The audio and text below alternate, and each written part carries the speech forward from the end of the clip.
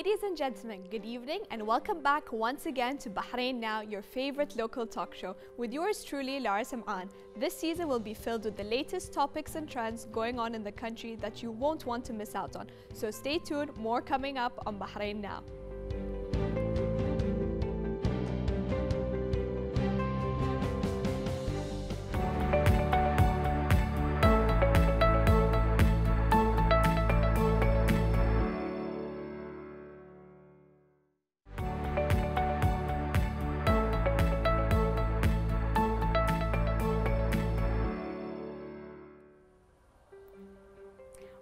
Our first guest is a young voiceover artist, graduated with political science, found her passion in voiceover making. Let's watch the next video. My sweet little girl, come with me. It's all right. We'll enter the shimmering gate. No more illusions, rest all confusions.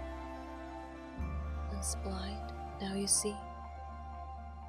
I'll take your hands, no more fear. Your resting bed is waiting here.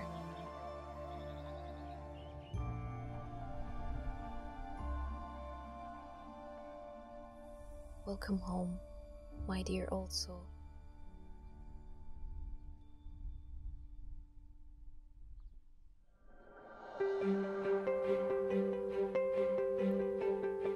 Ladies and gentlemen, that was spectacular. Let's welcome the young talent herself, Aisha Latiya. Welcome to our studio today. Thank you so much for having me. So tell us, Aisha, how did you discover your voiceover talent? Not long ago, actually, I have started at March. I was scrolling down Instagram and I saw this post about a workshop that is called How to Master Your Voice with the voiceover artist Hussein Amiri, who has been supportive for me since day one.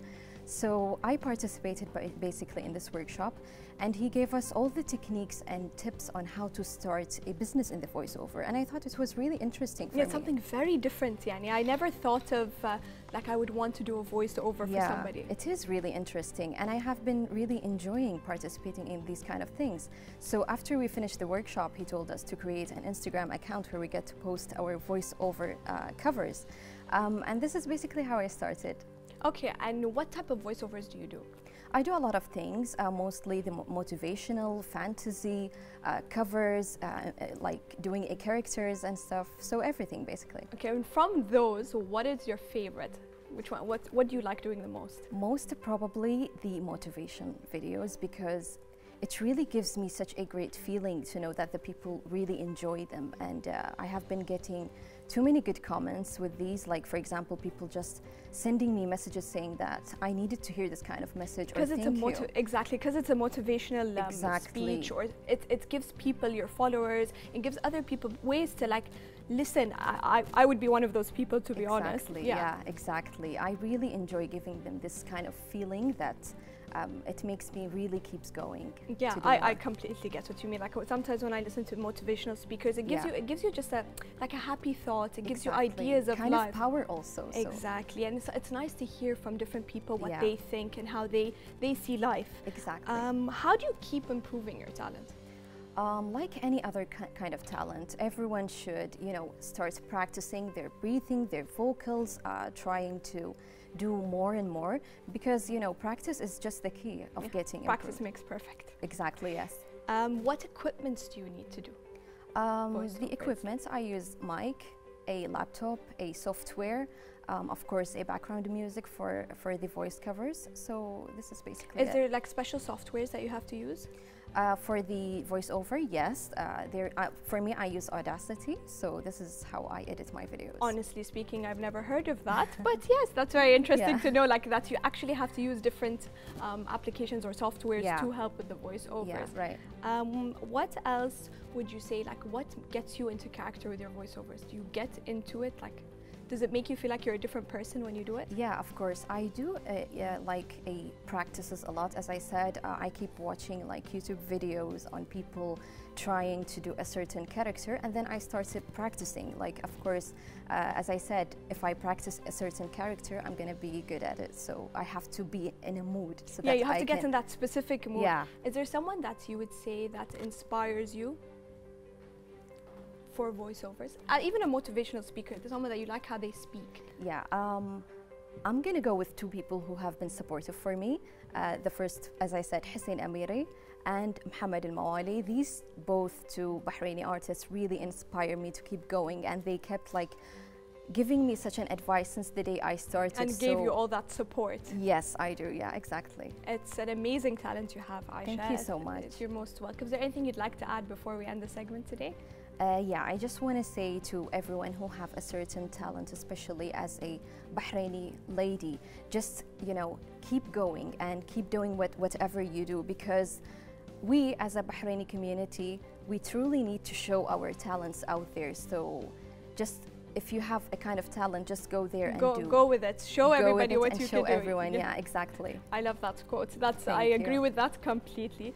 Thank you, Aisha, for that. Thank you so much for having me. You're most welcome.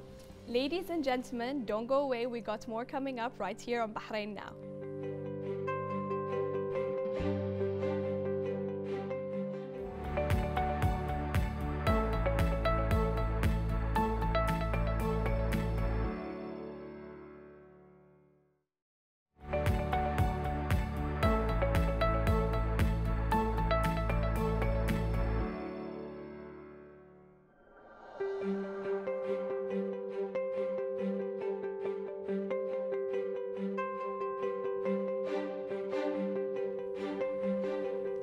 Stem cell therapy is expected to revolutionize the medical field in the not-so-distant future.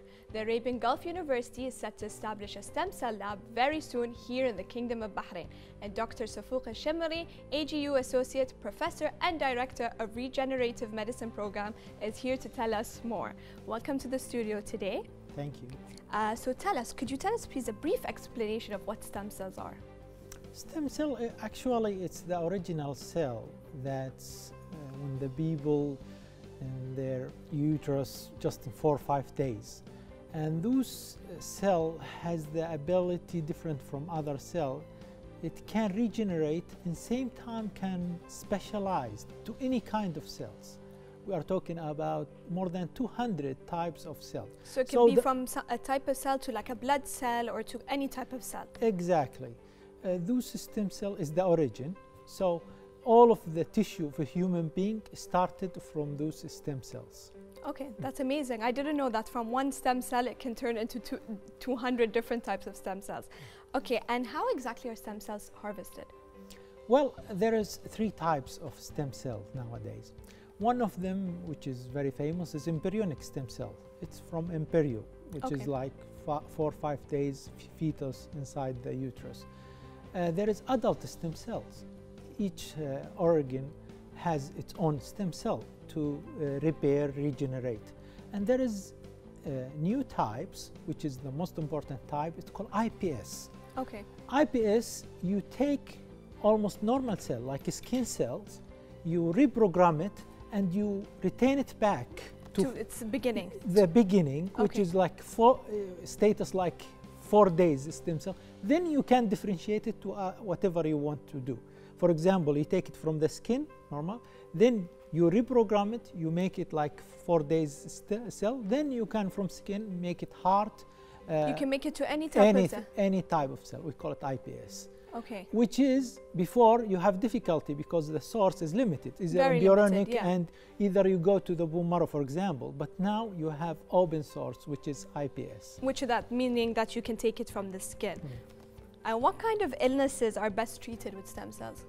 Well, we have to differentiate between clinical trials and approved treatments. Yeah. There is misunderstanding from most of the people, even from doctors, because this is a new It's field. something very new. Yeah, so the future can treat almost everything. Exactly. There's so much more they can find out over the years, hopefully, that can do different things. Exactly. But for time being, there is some which is approved, like cancer, like joints, like eyes, for example, heart, which is in some country it's been approved as a treatment, not a clinical trial. But some of them still under clinical trial. For example, diabetes. Everybody asks about that. No, still not approved yet. Okay, it's still in the clinical trials at the moment. Yeah, exactly. So we are talking about approving one. Cancer is very important issues. Heart, also joints, eyes. There is some applications and some of them in the progress. So there's minimal approved stem cell,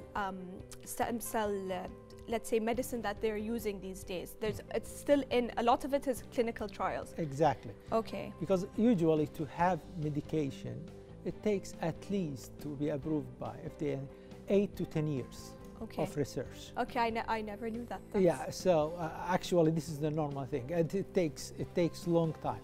So until you reach this, but I can tell you, because we started a little bit earlier, so now maybe the harvesting time, most of them it will be approved in next few years. Okay, that's very interesting. I love that this new technology is now starting to come out, and it's something new I've never heard about. What were the main motivating factors in establishing this center here in Bahrain? Well, the issue, because it's a new field, almost the people are not aware about it, and at the same time, even doctors, when we graduate from medical school, I am cardiac surgeon, for example, we don't know about it. Of course, you don't know about it, something very new. Yeah, exactly. And but now, because if you see there is in the world there is two revolutions. One of them is communication revolution. The other in the medical is regenerative medicine revolution, which is the stem cells, because it's expanded in a crazy way. To be honest with you, every single big university in the world now they are making big department of regenerative medicine, which called stem cells. So we would like to bring this technology to the region to serve GCC. Especially in GCC, we have many diseases. It needs to be treated. And the difference, we don't have the treatments yet for the difference between the medication, usually medication is treating the symptom, but stem cell curing. It cures. Okay, so stem cells cure the actual disease, exactly. Not just as a symptom. For example, in diabetes, for example, still in a clinical trial, but you giving to control diabetes, not to cure diabetes. Not to cure it, exactly. But if you started to use, for example, in the future, if it's approved, you will cure it, because this stem cell will produce the insulin or something like that. Okay, so that's the difference between stem cells and normal medicine that's out there now. And okay, that's very, very interesting that now that it cures the disease. Hopefully it, like you said, gets approved, and then worldwide we all have this cure. What are the current limitations for stem cell therapy at the moment? Well, I think one of the big issues, the people think it's like a magic and they want it so fast, which is, you cannot blame them. Everybody wants something so fast. The issue. But in the medicine, this is the normal situation. The process 8 to 9, maybe only the process is the vaccination. Now it takes... It was very quick. Very quick. But otherwise, 8 years, this is like the minimum. Yeah, and that after that as well, 8 to 9 years, let's say, it could be disapproved and they have to start again. Exactly. Some of them, just to give you an example, from 5,000 medication in first stage and the component, only 10 of them goes to clinical trial, and maybe only 2 of them get approved. So we are talking from 5,000 to small little 2. Yeah. Okay. Having said that, what are possible future implications of stem cell technology? Well, almost everything. The future application, almost everything. Of course, now we are focusing in the very, very severe disease like cancer, heart, brain, those things. All the very severe diseases. But you can use it even for stem cell, because can differentiate. You can use it even for alopecia, for example, or hair growing, or cosmetic, or so you can use it for almost everything. Everything. Yeah. It's just now all just being clinically trialed. Yeah. This center is one of the kind in the region. How do you imagine it evolving in Bahrain in the future, in the next 5 years? Well, this center, we work hard on it. We went to North America, Europe, Japan, and we choose the highest standard. I am assure you, it's higher than the standard in New York and in many places in the world. We take the best. Even some of the equipment is being custom made to fit this. To fit this, okay. Just to give the viewers the information to imagine, those center, it's clean room, because you need very clean environment. Okay. It's 10,000 times cleaner than the hospital room. Oh wow, it has to be spotless. Yeah, we are talking about 10,000 times than the hospital. We are not talking about normal room. Yeah, just the hospital itself. Yeah, it's 10,000 times cleaner. Okay. So because you need the technology itself, we design one of the best center according to standard maybe in the Middle East, and this is why we would like to provide those services or those approved medications to the people in the Gulf. At the same time, research and the training for the GCC citizens. I mean, because we have a center in Bahrain, then around the whole GCC they can come and study here. And is it something that is like you have to go specifically in this field, in the stem cell field? Well, we have now master program. Okay. It is the first master program. It's unique. We started, and it's serving whole GCC because Arabian Gulf University is belong to the whole GCC. So it's and we are now planning for PhD also to graduate people who expert in the field, and we imagine those our student gonna be like a nucleus that disseminated in the other GCC countries. So the field of regenerative medicine gonna be spread out. Spread out. Is there anything you'd like to add before we end the segment today? Well, I would like just to thank you for having me here, and I would like the people, especially the patient, to be patient. To be patient. Don't think that everything is going to happen so fast. Yeah, we try our best to accelerate the thing as soon as possible. We are going to provide approved medication for you, and as soon as other clinical trial approved by the other entities, we will provide it for you. And I think this is gonna be like medical hubs to cure the people from all the Middle East. I find that. I'm hoping as well that this becomes the medical hub. Thank you, Dr. Safouha Shemari. This center is one of many amazing happenings from around Bahrain, so stay tuned for more.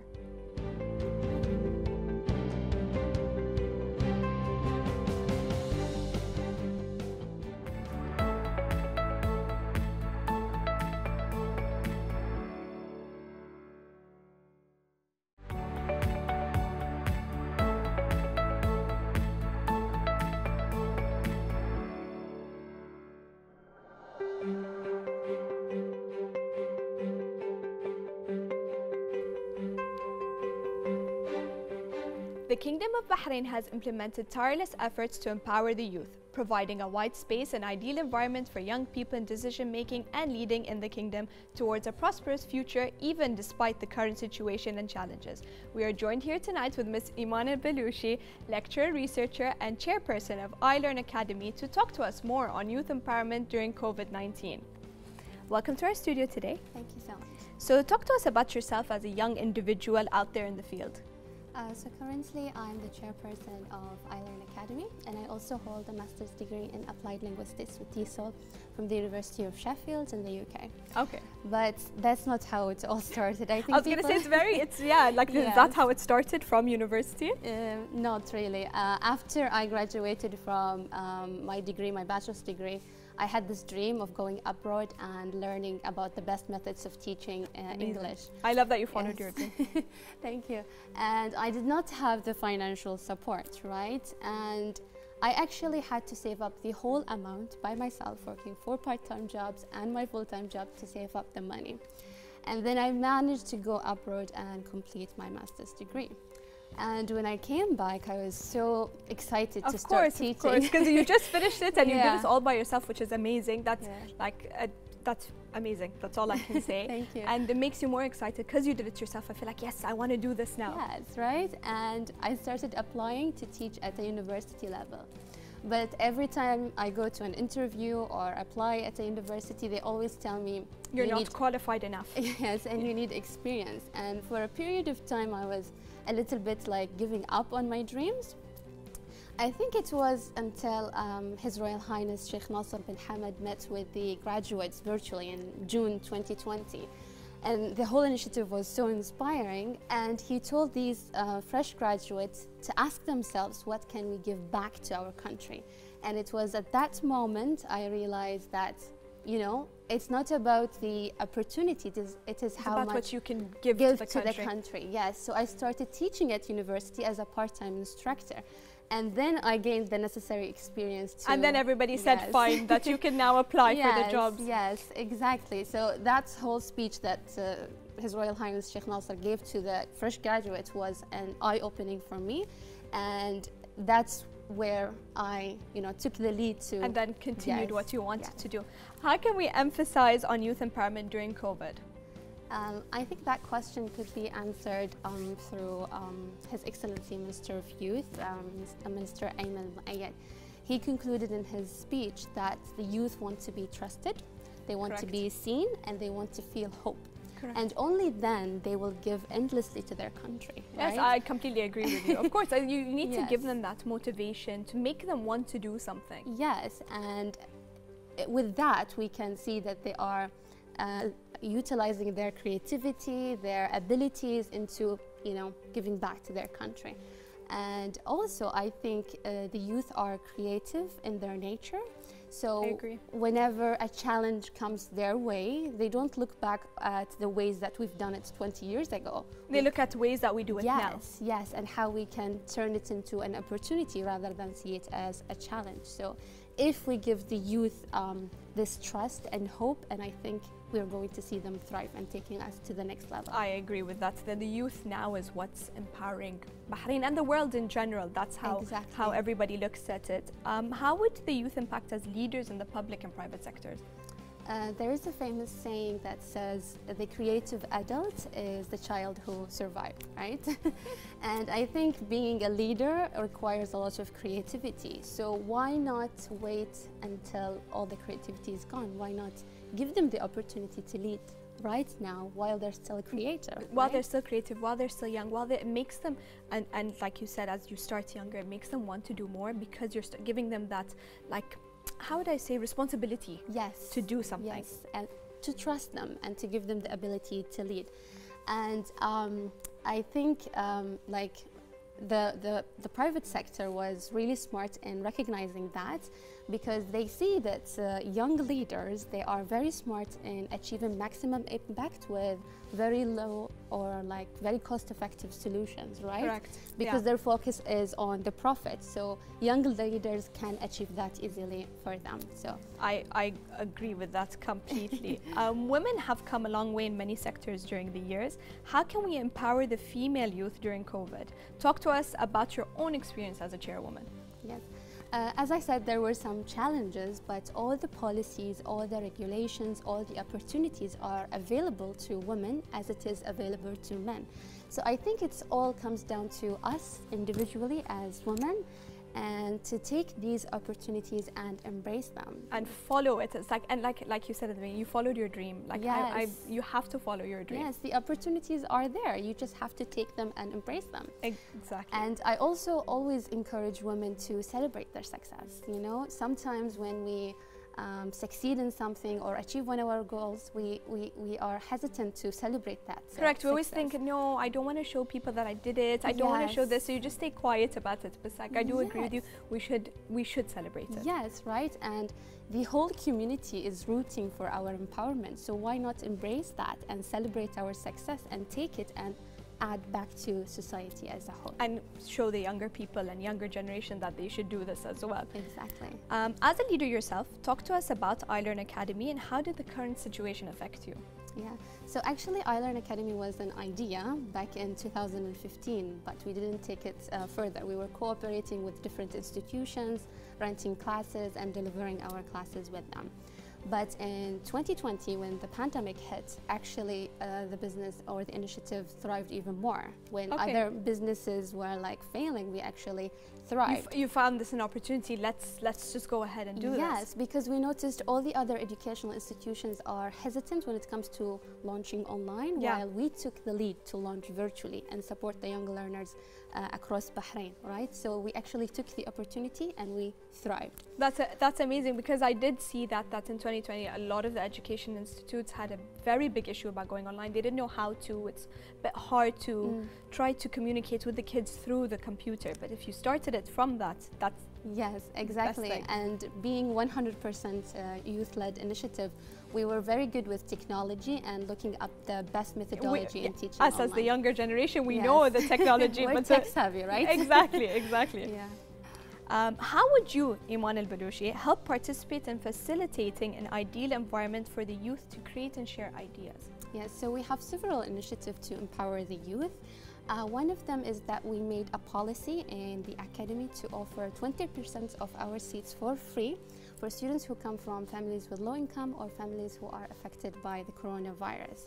And we have recently cooperated with different organizations and Ministry of Labor and Social Development, with the Royal Humanitarian Foundation. Okay. And we offered them these seats to support the kids who are, who are part of that and who can't, like you said, can't afford it and don't have income to do that. Exactly. And I think that was a very important policy that we needed to put in our academy, because it shows our social responsibility to give back to our society. Yes, of course. I completely agree with that. It shows even more by that you're giving back to the society. What is the future of the youth in Bahrain, in your opinion, and how can we further empower them? I think there are recently so many initiatives led by Sheikh Nasser bin Hamad. One recent one that I heard about is the Hope Fund, and it focuses on empowering the youth and investing in them. Yeah, this is the newest initiative that has come out. Yes, and I think it's very important to exist, so that the youth feel like, oh, they are being trusted and they are being completely agree seen. with that. And I think the youth themselves are proving themselves already, and they are working tirelessly. Like at the academy here, we have so many young people who are working from morning until 11 p.m. Preparing the boxes for the students and making sure everything is in order. So they're enjoying what they're doing. Yes, and they don't focus so much about the profit out of that. They are just focusing on the vision and how they can, show value in what they are doing. Yeah, and show people how much work they're putting into it and giving back to the society. Exactly, yeah. Is there anything you'd like to add before we end the segment today? I think I just have one message to the youth. I just want them to make sure that they are seen and they are trusted, and to have hope in their dreams, because eventually these dreams will come true. And they are going to lead us to the road to achieve Bahrain's 2030 vision. Amazing. I'm with you on that. Everybody should follow their dreams. Thank you, Iman Balushi. That was certainly inspiring. Viewers, stay tuned. We'll be right back.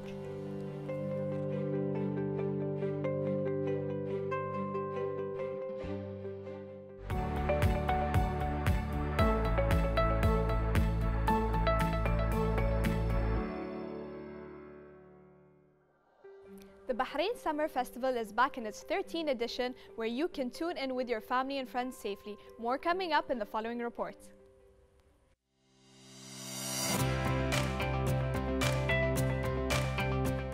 Catch up on all the fun with the 13th edition of the Bahrain Summer Festival, this year held online throughout the month of July, proving the strength and stand of cultural work and cooperation despite the current pandemic, as culture unites people of different backgrounds and nations. The festival will of course present a variety of activities throughout the online platform of BACA, such as different themed workshops, performances, concerts from around the world, and more. Suitable for different ages and tastes, ranging from theatrical, musical, artistic shows, and performances, in addition to different workshops and entertainment, as well as the Nakhul Star competition. Audience can also enjoy several fun educational activities and programs on the website www.culture.gov.bh. You can also browse for more information on the social media platforms shown below.